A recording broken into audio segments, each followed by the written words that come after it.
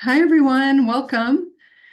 So nice to see you today. Will you please put in the chat where you're joining us from? That would be lovely. I am in Seattle. Dr. Julia, where are you today? I'm coming in from Chicago. Wonderful. I love Yeah. Chicago. Hi, Fiona. Hi, Michelle, Mia. Lovely to see you all. Bellevue, Michigan, Colorado, Oceanside. So many places around the US and even around the globe, and we love to see you and are so thrilled that you are here today. My name is Joni Parsons. I'm founder of Revel 11. We are all about women and a women's community, and we're all about talking and connecting women over timely, fun, and informative conversations. Our goal with this is to have you have maybe an aha moment today. Think about this conversation for a couple of hours or even a couple of days. I know I certainly am. We also hold in-person events here in Seattle, these online events like we are here today, and also global and transformative retreats around the globe. Thank you for joining us. Let me say that I am thrilled with this book. I absolutely loved it. Energy Rising, the Neuroscience of Leading with Emotional Power. And Ruth, can you pin Dr. Julia, please? Here, I will do it Yes, here. no, I have her pinned. I got it. Oh, And so good. let me go back. I loved your book so much. And I want to tell everyone a little bit more about you. And but I want to talk about this book. I loved it so much. Being human is so hard. And I loved it to have this, and I know I'm going to have it for a long time in my toolkit for life. This is a practical guide to transform the way we think about emotional power and how we can increase our energy to be the best we can be, to lead a whole life so that we can show up in our full power in our relationships, our careers, and as outstanding parents, partners, and so much more. Dr. Julia DiGangi is founder of NeuroHealth Partners and a practicing neuropsychologist and researcher in the neuroscience of emotional, cognitive, and social health. She is an expert on the effects of chronic stress on our brain and on our behavior. She has treated stress and trauma in civilian, community, business, and military contexts, and she has worked with traumatized and underserved communities around the globe for more than 20 years. Welcome. I am so thrilled to have you on today. I am so excited to be here. So thanks for having me. So I listened to this book the other day, and I just have always been really interested in the brain and how it works. And I'm like, okay, you've answered so many of my questions that I've had over the years. So thank you. You start off the book by talking about self-division. And I thought this was a really interesting concept, the in-between space between emotional pain and emotional power, which of course we're going to talk about in a few minutes, but I thought we would start here. This concept of what we do to ourselves from our willingness to self-betray, and self-betray is a big word. For example, you talk about how you promise you'll do something for yourself and then don't, swear you will hold a boundary and then don't. I can relate to all of these. Want to connect with people and then cancel plans.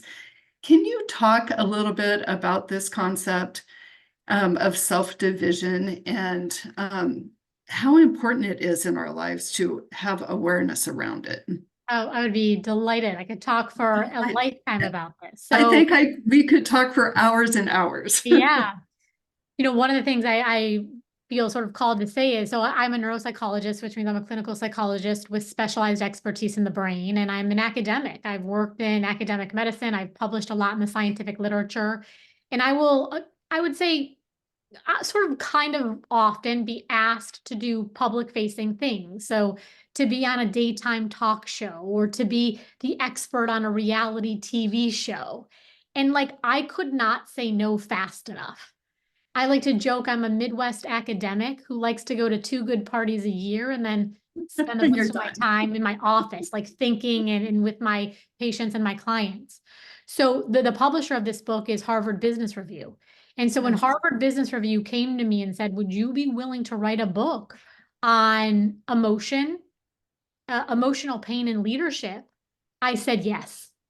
And I'm the so reason I glad you said did. yes, the reason I said yes is I truly believe that I was put on this planet to talk about the brain, emotional pain, and emotional power. So to get to your question about self-division, I want to first kind of zoom out and say, what are emotions? So emotions are a neuroelectrical energy. I don't mean this metaphorically. I don't mean this metaphysically. I mean this neurobiologically. The reason I can put people in big fMRI scanners or hook them up to EEGs is because the electrical impulses in our brain are an energy. Okay. But I think a really useful model for thinking about your emotions in your life is as the Google Maps of your life.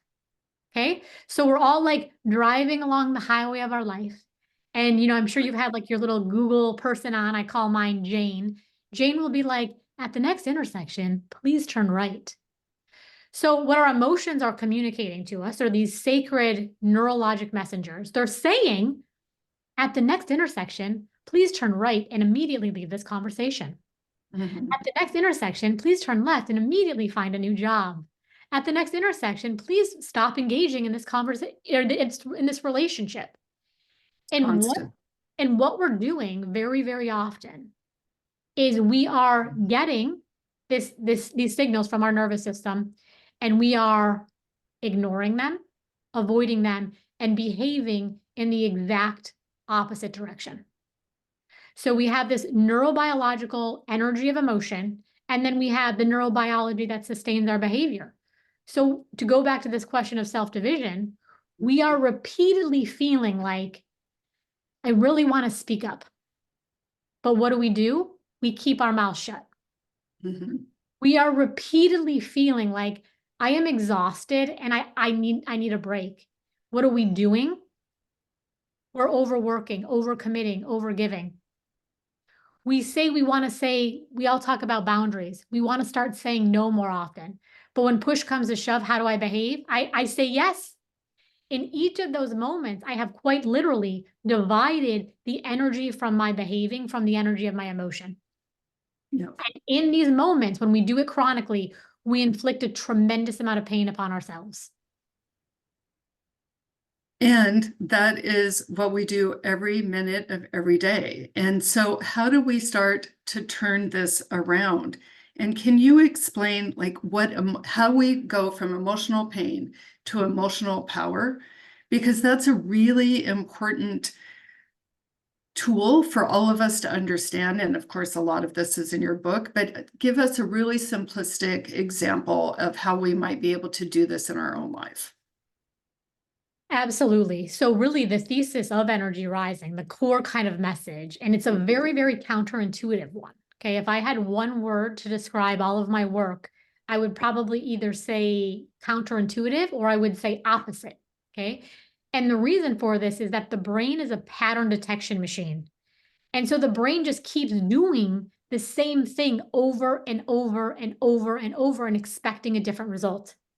So when we really want relief in our life, we have to have this clarity of mind, this emotional intelligence, right? Use our intelligence and the way we think to do it different. And when we start to do it different, the pattern detection machine of the brain is going to go, that's wrong.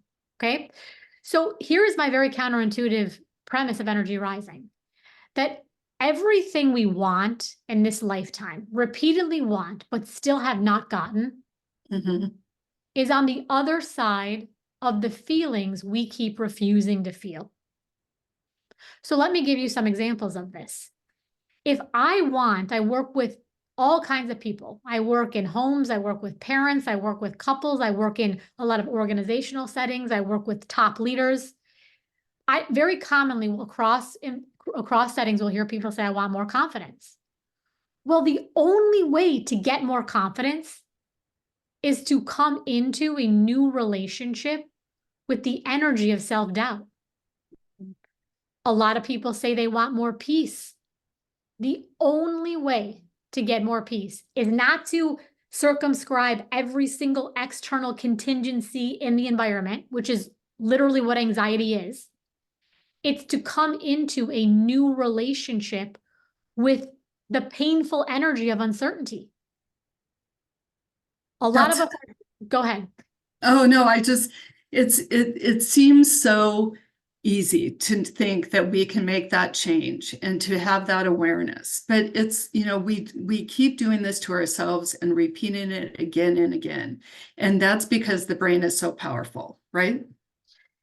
If you think about what the brain is like doing at the most fundamental level, is it's a survival machine. Okay, Yeah. well, what is the clearest benchmark of danger? The clearest benchmark of danger is at the neurologic level, pain.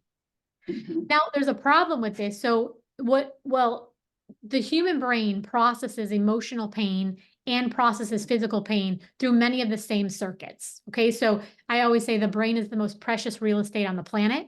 It weighs about, well, less than 3 pounds for most of us. So the parts that organize around pain. So if I, for example, go and I burn my hand on a hot stove and I yank it away, my brain's going to send my body signals and say, that's painful. Let's immediately avoid this. In neuropsychology, we call this one trial learning, meaning I do it one time.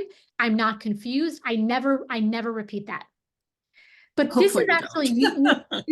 you said something, you said, the points you're making are really clear. And I'm glad that I'm coming across as clear, but I actually think it's so easy to get confused in our life. In other words, this level of clarity that I want to bring to this conversation, I don't think is common. So here's a piece that a point I want to make. If I burn my hand on a hot stove and I never touch it again, that happens once, maybe 2 times in my entire life. If you think about the emotional pain in your life, and I want to be clear, when I say pain, I don't mean egregious trauma, writhing in emotional pain, although that's included. I mean irritation, frustration, fear, feeling inadequate, feeling lonely. In other words, bad feelings.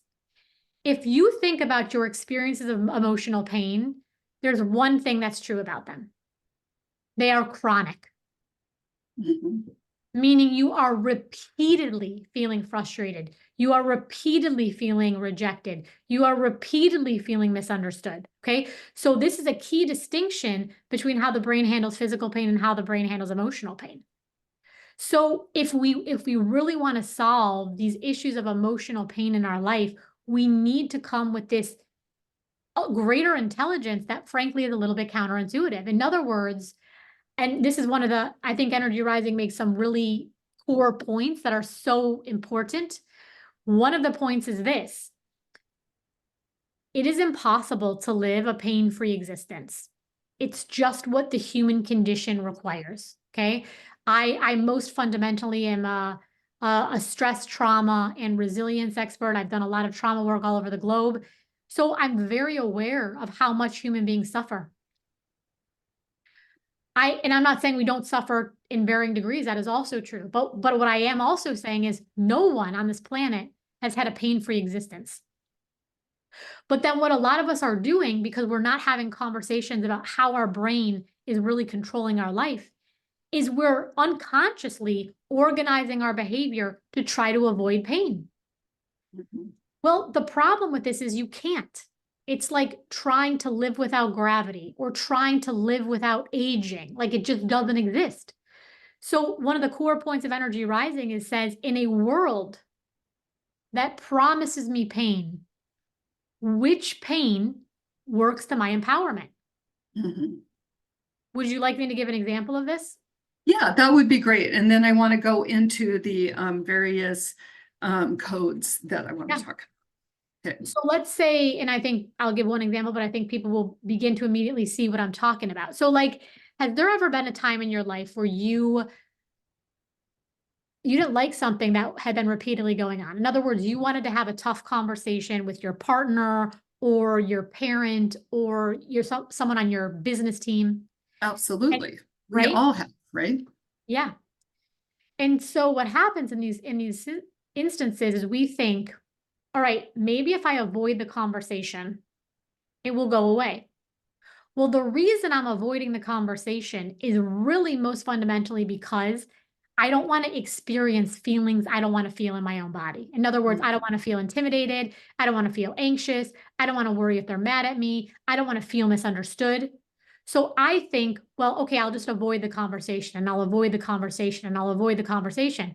But it's this myth of the pain-free option, because every time I avoid the conversation, my neurology knows exactly what's going on. In other words, I'm not fooling my own nervous system. I'm sitting with the fact that I would not advocate for myself. I'm sitting with the fact that I wouldn't stand up for myself. I'm sitting with, in its corest form, my own form of self-rejection. So if I can see that there's truly no pain-free option, I get to ask myself this really transformative question, which is, which pain in this moment in time works to my advantage? So fascinating. And then, so how do you turn that around into emotional power then? Well, so there's another whole section in the book in Energy Rising on something I call hold your emotional shake. So I encourage people, if this is resonating, to check it out. But the idea is we understand this so clearly on the physical health side. And so it gives us a really good analog.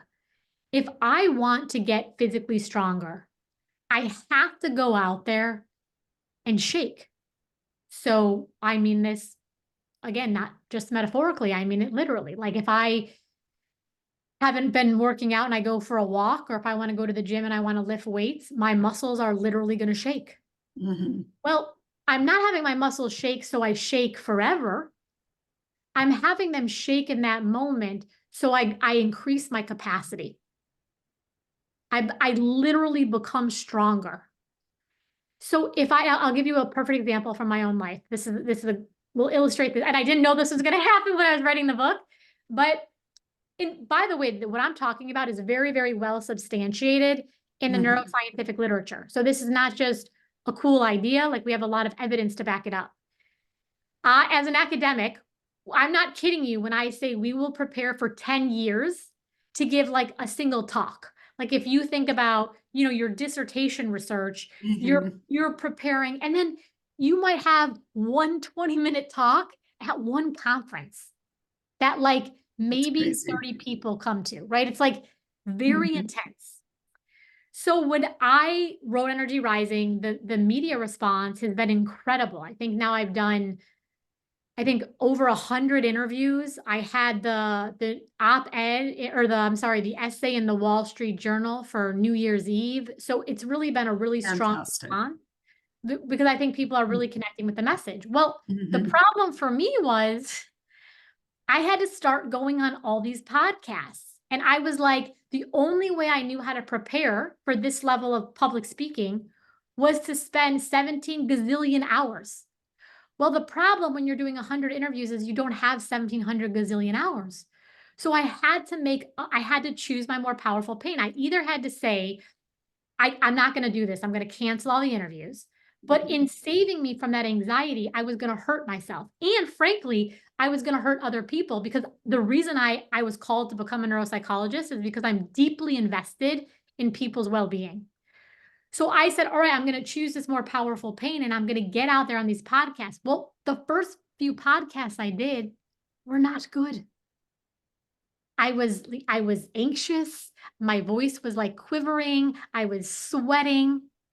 But then something very interesting happened. And this is the piece I really want people to hear. I wasn't anxious and sweating for 17 years. I was shaking for, I don't know, maybe a week, maybe 2 weeks. Why? Because the biology is very intelligent. And when we meet it intelligently, it habituates quite quickly. I think that is so interesting that you've worked on this for so many years. And I'm so glad you shared that example, because everyone experiences these opportunities to like step into the pain and then step into the power at the same time. But you never know how long it's going to take. Like, it took you 3 or 4 times, right? I've been doing Revel 11 for many years now, and I still get nervous coming on. And Yes. it's not, it's all of the things from my childhood and, that have stepped into my life, today as, almost being 60, and here we are, so, emotional pain, emotional power. How can we live in emotional power more often? So one of the things I love about your book, Julia, is that you break the book out into codes, and the first 5 relate to your interpersonal power and the ability to lead yourself. Let's talk about the importance of leading yourself, and then I want to talk about a couple of the things that really stood out to me in these first 5 codes. Totally, yeah. So there's a million things out there about leadership, and I think a lot of the information out there is really beautiful. I think it's really powerful. But the thing that strikes me as a neuropsychologist is I kind of took I think again, counterintuitive approach to leadership. And I said, here is what I think leadership is. I think leadership it's agnostic to position. In other words, I don't have to be running a 40,000 person company. Leadership is quite simply my own ability to use my own energy to have an effect on my own life. And so with this definition, we're all leaders. Now there's a secondary question, which is how good or not good of a leader do I think I am? But let's just first, let's kind of come back to the truth of what it means to be a sentient individual human being. It's like, I must have some agency over my own life. Now, again, I've worked with a lot of trauma. I know, especially in childhood, horrible things happen to us that are totally outside of our control. Full stop. And in my own adult life, who else could be a more powerful actor in my own life than me? So it's this idea of how do I come? And I think sometimes being reminded of it can feel very restorative. It can feel real healing. It's like this reconnection to my energy, right? To my biological energy, to my spiritual energy. It's like there's this really important question before all of us is, who do I say I am? So how do you begin to understand your own emotional power? I think that's really an important point, because I love what you say, that we have to be energetically powerful first before we can be good in our career, good in relationships. So how do we begin to understand ourselves even better? I know that we're talking about the emotional codes and your codes, but talk about the power pattern as a first step. That's in code 2. You have to be really intentional about it. So yes, I would love to talk about the power pattern. So I mentioned that the brain is a pattern detection machine. So let me explain this to people, because I think it's really helpful when you start to see what's going on. So the brain is moving you through space and time, going apple, apple, apple, fill in the blank. What comes next? It's going to be an apple. So the brain is quite literally a machine that's in the business of predicting futures. Okay. Well, most of us aren't going around our lives actually going apple, apple, apple, apple. Our brains are running more than anything else in terms of how we construct meaning. They're running on emotional energy. So we all have these core, and to be really honest with you, people get very confused by emotion, and I would actually like to talk about this if we have time. But We have plenty of time. Yeah. Wonderful. But emotions are wildly simple. They're the most primitive, universal, and native language of every single human being on the planet. We all came out speaking a language of emotion. So I think a lot of times the thinking brain overcomplicates things, in large part, I got to be honest with you, because the thinking brain is like, let me save you from having to feel your feelings. Let me try to think your way out of this. But that doesn't make any sense, because if I'm starving and you just keep offering me water, you could offer me the best water and the coolest Stanley mug on the planet, but I just need a ham sandwich right now. Okay. So we got to sometimes think and we got to sometimes feel. All right. So to simplify this, most of us have what I call a core emotional pain pattern. I'm going to give you some examples, and I think we're all going to resonate with these. So I think a lot of us have coding inside of us that sounds something like, I can't get what I want. I can't get what I want. I can't get what I want. Or people always hurt me. People always hurt me. People always hurt me. Or nobody listens to me. Nobody listens to me. Nobody listens to me. And then I put myself in a new situation, which is at its most basic level, simply called the future, meaning it's a new day. I'm in a new job. I'm in a new city. I'm in a new relationship. I'm starting a new business. And you can And use guess that what? momentum. Say that again. Oh, I said, and guess what happens? Go Yeah, ahead. you can get, and this is kind of what happens at the New Year is there's like kind of this circumstantial momentum that can protect you for whatever, 6 days, 6 weeks, 6 months if we're lucky. But then the brain is always going to return to its set point. So the question is, well, what's the set point? Mhm. And the set point is always this underlying emotional code. I'll tell another quick story. I have little kids and we just got done with Christmas and I don't know if I'm sure a lot of people here have seen the Polar Express, but there's this I great, love that movie. yeah, I'm like a little bit Polar Expressed out, but Are you? I bet after the holidays. so there's the scene where like they're on like the magical train, they're like, I don't know, 50 miles out from the North Pole, and there's the one boy who's sad and kind of downtrodden, and he's on this train, and his two friends are standing next to him, and he keeps going, Oh, Christmas just never works out for me. Christmas just never works out for me. Christmas just never works mm, out for me. mm. And his friends are like, I don't know if Christmas never worked out for you, but we are like 10 minutes from meeting the man in the red suit. Like, I know, it's like right there in front of him. exactly. And I think part of the reason that scene is so powerful, at least, for me, Mhm. is like, I can see myself in that. I can see so many of my clients in that. It's Absolutely.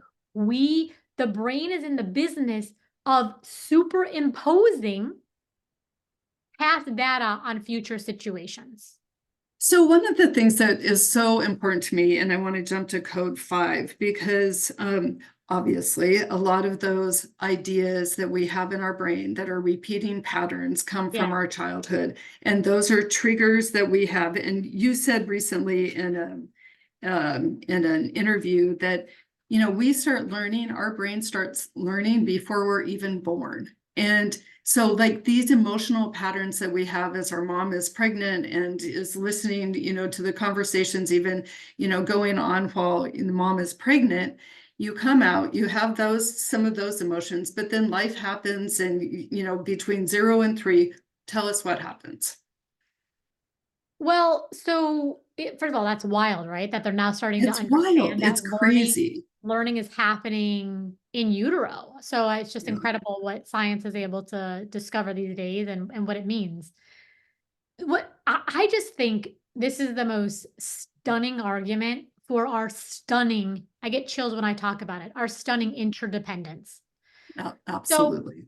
in years 0 through 5, this is when the brain undergoes its most spectacular development. 80% of the brain is formed by the age of 3. There's a million neural connections being made every single second in ages 0 to 3. So like we know that 0 to 3, 0 to 5 are really these incredibly formative years.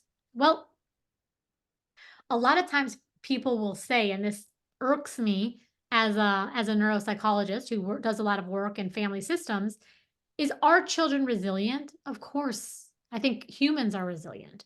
But sometimes people will say things like, oh, it won't matter because the kid's not going to remember it anyways. Like, let's say the parents are getting divorced, or in other words, there's a pretty major event. The kid's not even going to remember it anyway. Well, what is the one major human skill that we don't really have ages like 0 to 3, 0 to 5? Mhm. It's language. It's Right. linear language that I think most people would say as adults, that's one of our most extraordinary, if not the most extraordinary skill. Well, the brain is a spectacular machine and has many memory systems. It has sensory memory and procedural memory and implicit memory. And so, in other words, the only memory system is not explicit verbal memory. This doesn't come online until about age 7. So in our earliest years, when the brain is doing its most spectacular development, what is it? What are we really learning? We're not learning like the capital of Tennessee and how many oceans are. We're learning about the energy of relationship. Exactly. We are getting these core codes about what relationships feel like, who's safe, who's not, when we get attention, when we don't get attention, and so on. I think back, my mom was a single mother and my dad left, when she was pregnant, and like all of those emotional fills that she must have had during that, that first 3 years when she's doing this all by herself, and, what I must have absorbed during that time, or anybody does, and how that impacts you later. And so how do you start? I mean, everybody has their own story and their own life and these tug pulls in parenting and relationships, but when you start building that self-awareness and looking back in that patterning that happens at a very young age, I mean, it takes some self-reflection to get there. You talk about the importance of rewiring. You talk about first you remember, then you relate, then you recognize, and then you rewire. Can you talk about that process? And that tool, I think, is a really important one. Yeah. So I think part of our work here is to really say, when I look across my life, patterns are such a powerful tool. So when Mhm. I'm in a space where I feel safe and there really can't be any shame, nothing shuts down the nervous system like the energy of shame. It's just it's so you have to do this in this sense of like, I'm really going to take this radical inventory, but I'm going to do it in this way that's like so empowering and so healing. Okay. So when I feel safe enough and I can do this with, like I do a lot of coaching, I do a lot of programs on this, and there's plenty of people who do this work. It's like maybe I do it alone, maybe I do it with a professional. Start to say, what are the patterns I really see here? Well, let's say I come up with a pattern like nobody listens to me. Everywhere I go, I'm not listened to. Everywhere I go, Mhm. I'm not wanted. These kind of like really punchy. Now, a lot of times too, people will start to intellectualize against the pattern. In other words, when they start to say as an adult, I never get what I want, the adult part of the brain starts to go, well, that's not true. I mean, you get this and this and this. I always say, don't intellectualize against the core emotional pattern. Like, it's wonderful that you can already see contrast, and we need to get to that. But that emotional pattern that's causing pain,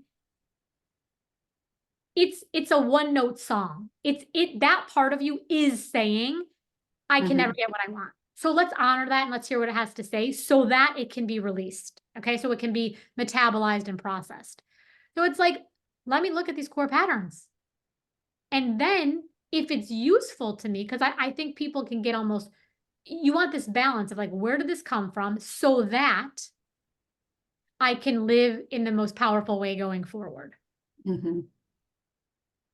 I kind of have, the more I do this work, the more I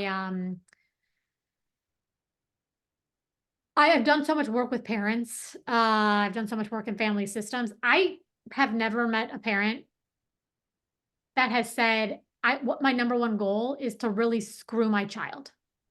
I'm No, just not like, at I all. wake up in the Yeah, morning and I'm just never. out to like get them. Mhm. And we're starting to learn now. I've done some work around gene by environment interactions. Some people have heard of like epigenetics.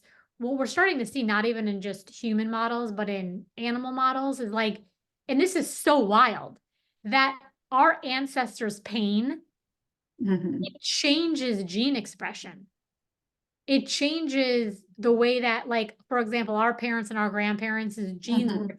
and their sex cells are expressed. So it's like we carry other people's pain psychologically, we carry it genetically. So my point here is like the idea that our parents are culpable, I think it's one thing to say is like, what happened to us in our childhood? Let me really understand it. But if our parents really were doing the best they were doing, the generation before them was doing the best they were doing, and there's this, I guess what I'm saying here is, I have this kind of radical thought about pain is, we take this very intelligent approach to human development in years, let's say, I don't know, 0 to 25.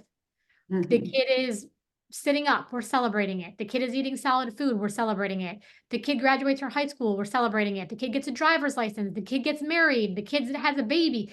And then it's like at 25, it just, we're done. This makes no sense. If you look at nature, nature is constantly evolving. Well, I think the piece that we've missed, and I think this is just an extraordinary time to be alive in this age of machines, is I think the most stunning amount of human development in, post, let's say 30, is really in this form of emotional power.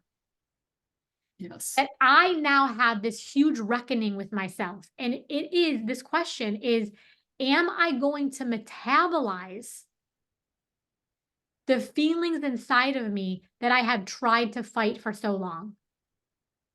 For a lot of us, those are early life experience. But I think there's this call for each of us, especially if we're thinking about the collective well-being of the species, is how do I think about truly developing, metabolizing these parts of myself that I have rejected? Why have I rejected them? I've rejected them because they feel too bad. Mm-hmm. The reason I call Energy Rising, I gave a lot of thought, probably thought more about naming the book than naming my own children. The reason I named Energy Rising, and I'm over the moon about interestingly, it's the publisher who typically has the rights to decide the title of the book. So I was very happy that we landed on Energy Rising. Is the biology is brilliantly designed. It knows what to do with waste. You eat food, you pass it. You take in oxygen, you put out carbon dioxide. Every 27 days, your skin cells go. There is something singular about these experiences of emotional pain, rejection, hurt feelings, misunderstandings, where the energy will really start to move in the body. It'll start to kind of come up, and we'll say, shove it down, shove it down, shove it down, shove it down, distract, distract, numb, avoid. Well, you do that one time, 100 times, probably even 1,000 times, like no problem. The biology is really resilient. But you spend a lifetime shoving down this energy that's really just trying to pass through you, you are going to be emotionally constipated. Yeah, And we don't want to be that. say that again. I said we don't want to be that. We want our energy to rise and to really, understand where these triggers have come from in our life so that we can step into our power and to step into our whole self in a way that, benefits the whole world. And I feel like that's what you're talking about. So it's like, what are some of those steps? Like in codes 6 through 8, you start talking about interpersonal relationships and how important those are.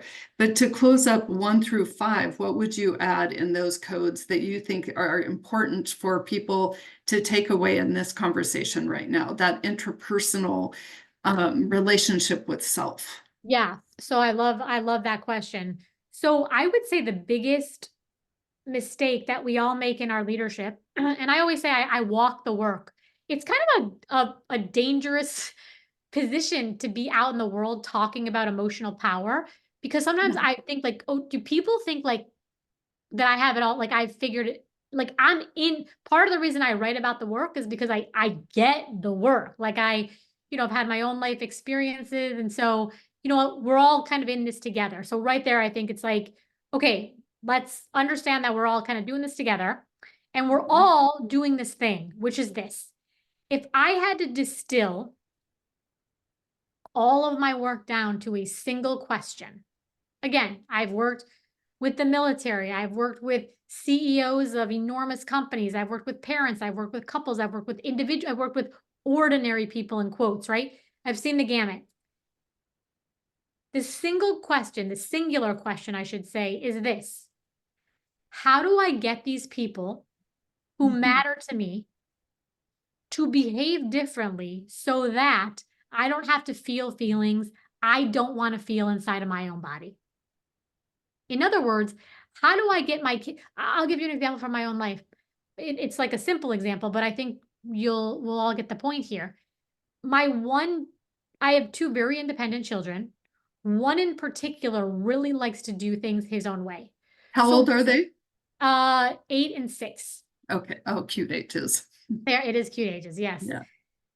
The 8-year-old since he was putting on his own, like since like he's been 2, will not put clothes on the right way. And I'm talking, he's wearing, it's inside out, it's backwards. Sometimes we don't even have our arm in our sleeve. We have this one blows my mind. We are wearing our jeans backwards. It's like that doesn't make How any does sense. that compute? Yes. Like how? Okay. So I was realizing, like, I was like, you need to put the pants on the right. You need to. And then I had to be like, why do I need?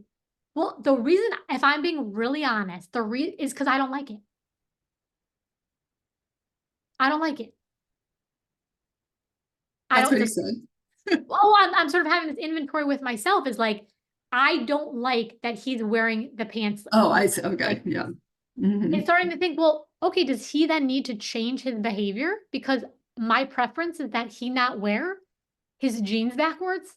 And I Mhm. said, in this case, no, I'm going to metabolize my own irritation and my own annoyance, and I'm going to let him wear the damn jeans backwards. But what a lot of us are doing is we're saying, and the stakes get bigger and bigger. We're saying things like, our children don't respect us, our partners don't love us. It's Valentine's Day, and I am running a three-part series on the neuroscience of relational power. It's really this idea of the neuroscience of attachment, the neuroscience of love. And we're saying, these people who do love us, you don't really love us, you don't really respect me, you don't really care about me. Well, is that really the case? Or is it that I have these core patterns in my own body from my own past that I haven't metabolized that appear to be playing out in real time, but the truth of the matter is I'm really arguing with ghosts? And That's so so true. until I'm willing to really reckon with my own life, I cannot show up as powerfully and by powerfully, I don't mean like my way or the highway. I mean wholly, connectedly, confidently as I want. And so this conversation, the program I'm running, Energy Rising, it's all about, first, let me get myself empowered. And then let me think about how to influence my relationships. And I think that's such an important point. Janae said in the chat, she goes, so far, this is really standing out to me. Which pain in this moment in time works to my advantage? I think that's really important to really consider that you can take that pain and turn it into a positive. I mean, just like you said with your little boy, it's like, yeah, that's not really what I would want him to do, but how is it impacting me to feel this way? Like I can totally feel somewhat another way by having the choice in which to do that. Absolutely. And I think a lot of times too, we'll start to jockey over, and again, a lot of this, as psychologists, we're not super interested. I mean, we're interested, of course, but about what's conscious. Most of our behavior, our emotional energy is being transacted at the unconscious level. It's just happening so fast. So we start to jockey for, I write about this in Energy Rising too, this idea of emotional tugs of war. And it's all about, I'm right. No, I'm right. No, my way. No, my way. No, you bet. No, you. And so this is just so destructive to relationships. It is. It's so destructive. So let's talk about those interpersonal relationships and the importance of connection, both in your personal life and your professional life. Can you talk about, what's the best way to approach this awareness that we now have through codes 1 through 5, and then take them out into connections with others, whether it's your partner, whether it's someone at work? Like, talk to us about how to use these in a meaningful way. For sure. Yeah, I'd love to. So the second half of the book, so codes 6 through 8 are really asking, and I think more than the codes, I think all of us are asking in our life is like, how do I influence people? I got a house to run, I got a relationship to run, I got a job to run, I got a business to so the idea is, how do I control, going back to this kind of singular question, it's like, how do I get other people's behavior to stop? And then the kind of reflexive idea, the reflexive hope is this, I call it the holy hallucination. is that I'm going to change your behavior. We kind of joke is like, we'll say sometimes like, I might be polite about it, but at the core, what I'm telling you is to knock it off.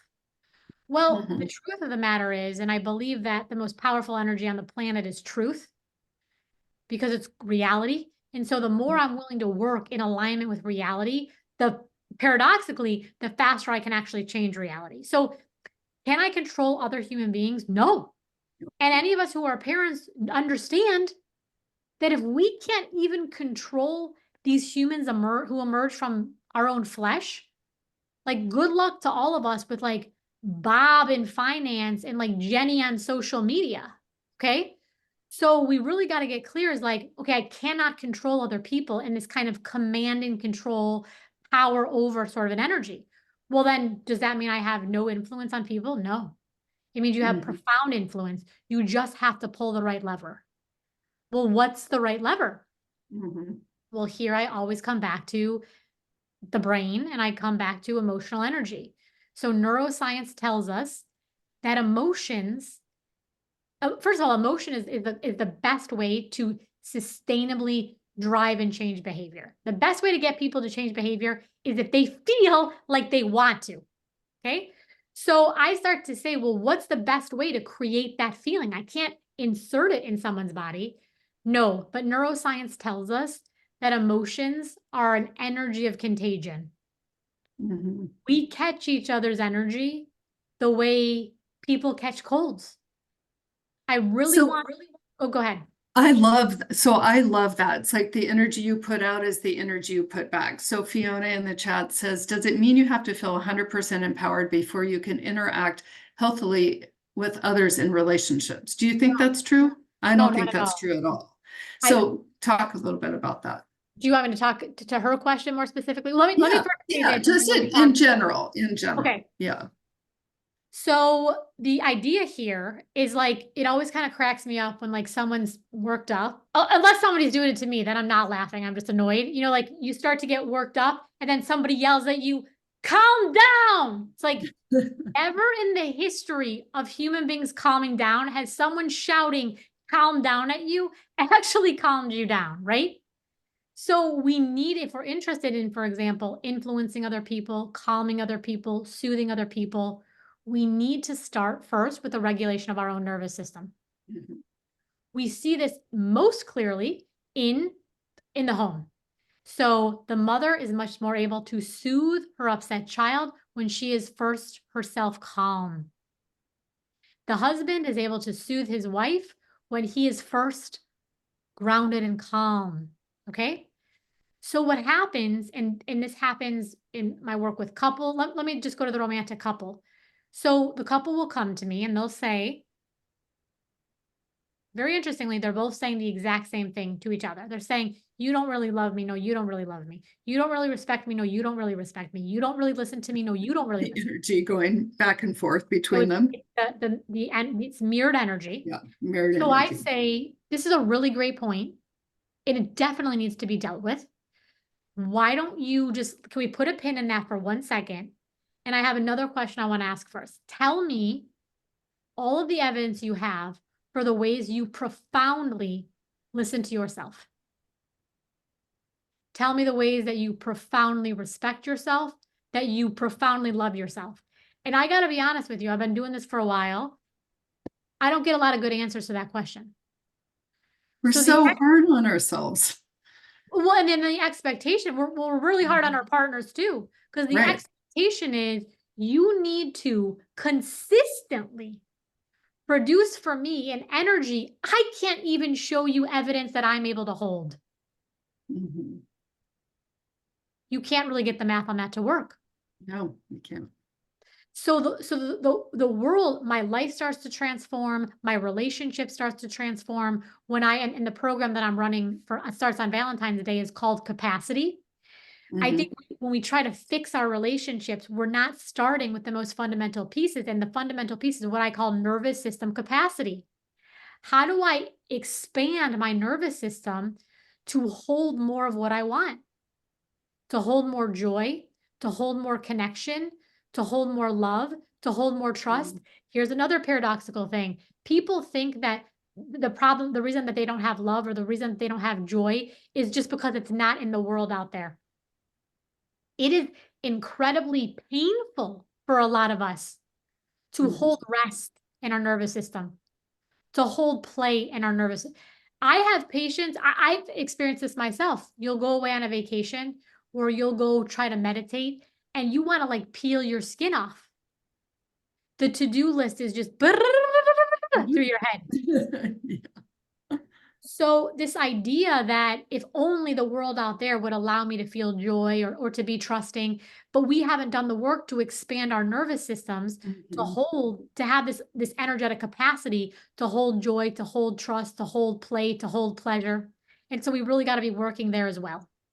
I think that's such an important note. And we had a group here of at my home last night of probably 530 somethings that are trying to figure out their place in the world, and they have their career. And one gal just quit. She's like, being a lawyer is not, my life. It's not, she was really, high up in her career at 33. And she's like, you know what, this isn't serving me anymore.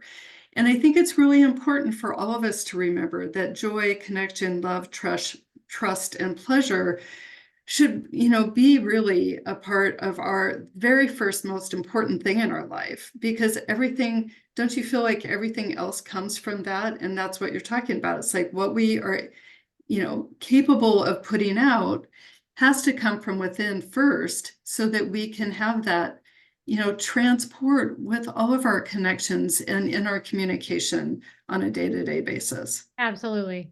Absolutely. And I think to your, to kind of even accentuate what you said, because I agree, is just like you have to train your muscles, you have to train your nervous system to hold different energetic states. For plenty of us who feel like we have to be working all the time, we have to, like all of our worthiness is tied up in our achievement. Yes. Rest feels like hell. It feels like danger. Okay. Well, how do you train the nervous system out of thinking that that's danger? For a lot of us who've been hurt in relationships, true connection feels like danger. That level of intimacy, it feels too vulnerable, it feels too provocative. So in order to sustain the very connection I want in my relationship, I need to be thinking about my nervous system's capacity. Wow, I love that so much. We need to all think about that more and more, read the book. Also, so I want to talk briefly because we're running out of time. But of course, I love Code 7 because it's how do you unleash your magnetism and lead effortlessly and radiate more in all relationships. So how do we radiate? How do we be that magnetism and draw it in? I think it comes from what we were just talking about having the nervous system and our priorities in first in line. Do you resonate with that? I do, absolutely. I think we become more magnetic when we become the embodiment of the energy that other people want to feel. The reason this is true is just think for a moment about the people who, I don't care if you call them leaders or mentors or the people who are the most inspiring to you. I can almost guarantee that one thing they were not is obsessed in a micromanaging way about you, worried about how you were doing it, when you were doing it, what you should be doing, it's like the thing that attracted us to them was they had a genuine energy of joy, a genuine energy of trust, a genuine energy of truly, true encouragement. When I think about some of the mentors who've had profound effects on my life, when I think about the leaders that I want to be like, it's like they genuinely were motivated and inspired and engaged in the work. Well, then that genuine energy of motivation, inspiration, engagement, and so on, I catch that like I catch a cold. And I feel like, absolutely. whatever they're having, I'll have some more of that, right? And so then this is how we become more magnetic in our relationships. I love that. And Rhonda in the chat says resetting our emotional home within us, the energy that emanates from us. That's what it's all about. So, Julia, what was the last thing you would like to leave us with today? A last parting thought. Well, Gosh, that's always so hard. Let me think. I think that what I would leave you with is this. First of all, if you value this, I really think that Energy Rising is an extraordinary book. Something I just Too. learned is it's already been translated into 4 languages. So I think it's really, Congratulations. well, it's just what I think is so cool is that it's just resonating with people. And the reason it's resonating with people is it's really aligned with how the nervous system works. So if you're Mhm. interested in thinking about how to show up more powerfully in your relationships in a way that's more gratifying, more relaxed, more trusting, I hope that you'll check out Energy Rising. The piece that I'll sort of leave you with is this idea about nervous system capacity, Mhm. that if I look at my life and I say, I'm not feeling enough, I'm not feeling enough joy, I'm not feeling enough safety, I'm not feeling enough intimacy, I'm not feeling enough freedom, what would I need to work on in terms of these emotional codes and the capacity of my nervous system to hold the very energy I want? Because it is true that if I have trained my nervous system to think, for example, that intimacy is dangerous or freedom is dangerous, that opportunities will appear in my life and my nervous system, my brain will immediately move to reject it because it has coded those very sensations as dangerous. Fabulous. What a perfect ending. Thank you so much. I just want to say that the world is waiting for all of us to be in our full power. I want to encourage you to listen or read this book. I've underlined it. It's going to be in my library forever. And I just want to thank you for taking the time for writing this and for all of your research for the many years you've put into this book. And I really appreciate you being on Rebel 11 today. Thank you so Well, much. thank you for having me. And if people want to connect and talk about emotions, you can find me on social media. I would love to continue the conversation. And would you like to tell us one more time about the class you're offering that's upcoming starting Yeah, so Valentine's? the class it starts February 14th. I say this year, forget the flowers, bring the emotional power. Except So for these. those are beautiful. Yeah. How about you could have flowers, but also emotional power. Yeah, So if you're exactly. interested in kind of working at this level of really thinking, I think Mhm. in a wildly relationally intelligent way about your relationships, I would encourage you to join us. The program is called Capacity and it starts February 14th. It's a live program, so I'll be answering a lot of your questions. And if you have any questions about that, just reach out to me. You can find me on Instagram at Dr. Julia DiGangi. And then I'm also on LinkedIn at Dr. Julia DiGangi. And then Facebook, I'm just Julia DiGangi. And we'll send those out in a follow-up Perfect. email with links to buy the book, and we'll put some information about the class as well. Thank you again. Have a wonderful day today, and I really Likewise. appreciate your time. Bye Thank now. you. Bye, everyone. Have a great day. Bye.